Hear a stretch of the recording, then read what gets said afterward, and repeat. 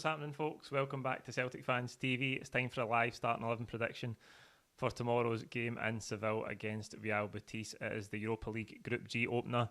A tough game to start away to a team like Betis, and obviously today we've learned of all these injury problems that we've got on top of missing Kyogo Furuhashi and James Forrest for recent games. It looks like Greg Taylor needs surgery. Callum McGregor is out with a knock. Leo Abada's missing this game for religious reasons, so we're almost down to the bare bones in some positions, so that makes an already tall order even taller. I watched Real Betis the other night. They got their first league win of the campaign against Granada. They've only played 4 games in La Liga so far, 2 draws and 1 defeat from the other 3. I was quite impressed with them the other night. They dominated the game for the most part. Granada equalised in the second half, and then they had a shaky spell for 10 minutes, but on the balance of play they deserved to win the game. Canales came off the bench, scored a wonderful goal. I don't know if he's going to play tomorrow, but they do have a lot of quality, and we know what Celtic are like away from home in Europe at the best of times. The game against Alkmaar was a perfect example of the situations we can find ourselves in when we go away from home in Europe. This is a live format. You can get your comments and ask your questions in the live chat box below. Chris is asking any chance of McCarthy starting. We will come to that when we get to the team. A lot of positions, as I say, up for grabs, if you like, due to the injury problems. We obviously, on Saturday there, had a kind of, how would you describe the game on Saturday? You know what I mean? I think a lot of you thought we were being too harsh. We had an underwhelming 3-0 win, I'll call it underwhelming, against Ross County. I think we're going to have to play at a higher level, obviously, and I think up against this sort of opposition, that level will be brought out of us. We'll get to the team. Starting goals with Joe Hart, made an important save again at 1-0 on Saturday. We let Ross County in once or twice, and they only really made Joe Hart make one save, and he did make the save. It wasn't a blinding save. It's one you'd expect a keeper of Hearts quality to make, but he did make it, and that's something we didn't see enough of last season from the goalkeepers. At right back, Juranovic came in and started against Ross County. I was kind of surprised at that. I thought Ralston would have been in there. I think he might have been injured though, as it turned out, Ante Nelson, because he wasn't even on the bench on Saturday. The manager's confirmed that he's back, so I'm going to put Ralston in. At right back, I think the centre half pairing will be Starfelt and Carter Vickers. I just need to get Carter Vickers' graphic up here. He's not ready at the minute. Gives 2 seconds with that one. And at left back, I think it will be Juranovic. Obviously, Juranovic played in that position at Ibrox. If you just give me 2 seconds, I'll get Carter Vickers up. There you go. This is brilliant, this live editing, by the way.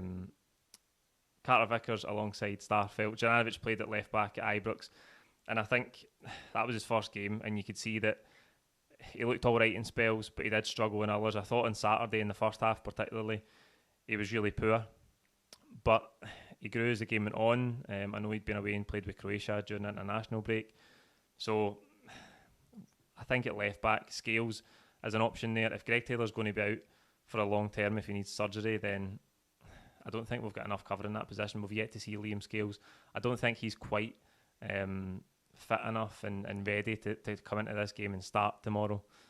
He wasn't involved in any way, shape or form on Saturday, so I don't think he's going to come straight into the squad and start in this one.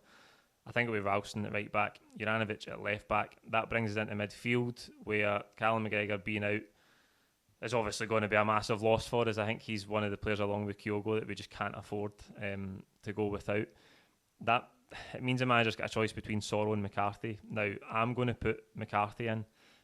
I know his fitness hasn't been quite up to speed since he came to Celtic, and there's a lot of question marks over his injury record, but I just think it'd be a risk to start Sorrow in this game.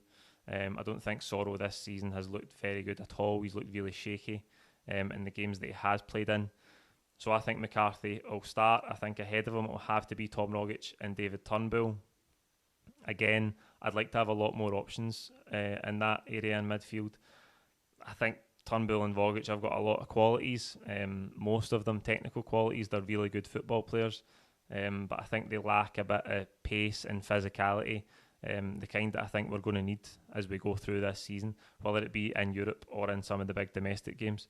So, listen, I think with those two in midfield, they're going to be up against William Carvalho, either Guido Rodriguez or Sergio Canales, who are all really top players. So we've got it all on in midfield tomorrow. That's why I think we might just go with McCarthy for more experience, having played at a higher level than Sorrow and obviously a lot more games under his belt. So I think it'll be McCarthy.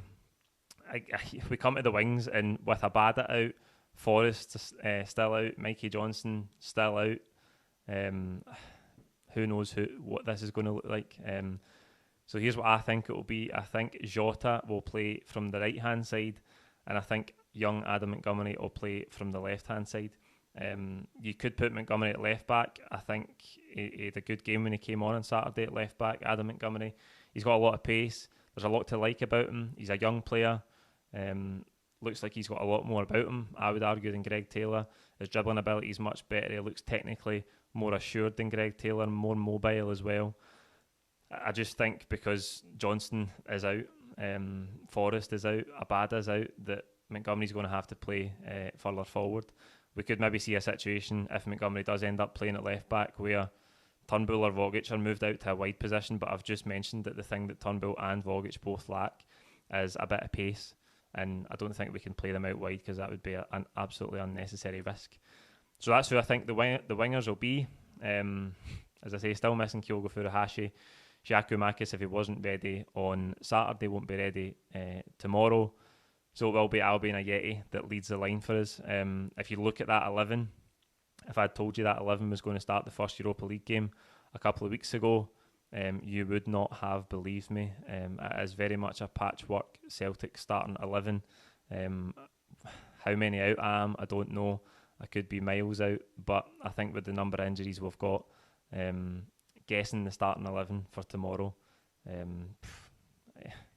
it's as good as MD's guess, isn't it? I mean, where can you go when you've got that many injuries? I think it's obviously going to be a big night for Ayeti. He had a really good performance away from home against Lille in the Europa League group stages last season, and I think he's got to replicate something like that. Lille were a good European team, maybe on a similar level to Real Betis actually.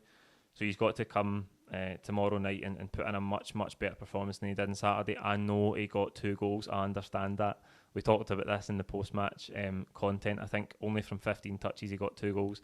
And listen, at home against a team in the bottom 6, that's his job. Get in the box, take your chances and score goals. But when we come up against much tougher opposition, like we are in the form of Real Betis tomorrow, then we need a bit more from him. We need him to build the play. We need him to hold the ball up. We need him to link with the midfield, and of course take his chances. I think that's the one thing that if it falls to him, you're semi-confident that he will do, but he just really needs to get more involved in the build-up, and as I say, get us up the pitch when we need it, because we're going to be under pressure tomorrow night. There's no two ways about that. We always are away from home in Europe, and particularly against a team like Real Betis. Jump to a couple of questions. Meech is asking who gets the armband. That is a big question. With Callum McGregor out, we've seen Tom Rogic take it on Saturday. I think Tom Rogic's got a lot of qualities. I don't know if leadership and the ability to be a captain is one of them, though. Joe Hart was the man that got the armband when Rogic then came off on Saturday. So I think we could see Joe Hart captain the team if that is to be the starting lineup.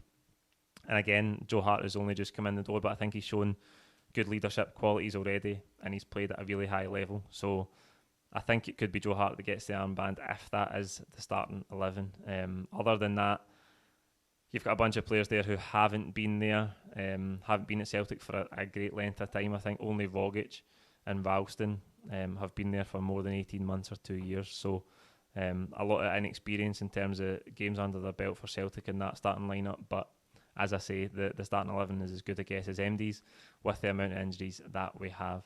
That's it for the starting 11 prediction for tomorrow. Like this video, comment with your own thoughts below. Who do you think is going to start at right back and left back?